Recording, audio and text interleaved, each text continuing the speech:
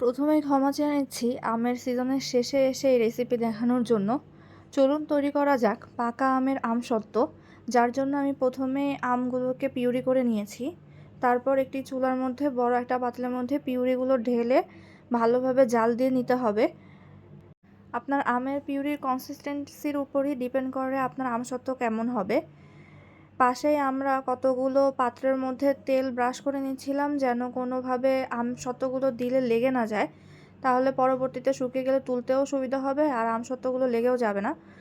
আর এখন এই যে আমাদের যে ফুটন্ত পিউরি আছে তার মধ্যে দিয়ে দিতে হবে একে একে শুকনা মরিচের গুঁড়া, জিরার গুঁড়া এবং হালকা লবণ দিয়েছি। আপনাদের আমে যদি একেবারেই মিষ্টি না থাকে তবে আপনারা চিনি দিতে পারেন। আমরা এখানে আসলে চিনি দিইনি, আমরা টক ঝাল মিষ্টি বানাতে চাচ্ছিলাম, তাই শুকনা মরিচ আর জিরা দিয়ে নিয়েছি।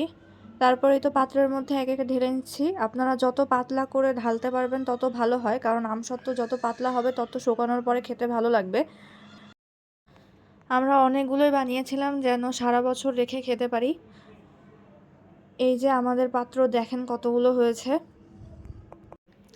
এবার এগুলোকে ভালোভাবে রোদে শুকিয়ে নিতে হবে। আমরা যখন দিয়েছিলাম তখন বৃষ্টি ছিল দেখে আমাদের শুকানোর জন্য অনেক টাইম লেগেছে, কিন্তু নর্মাল 2 দিন টানা রোদ পেলে শুকিয়ে যাবে।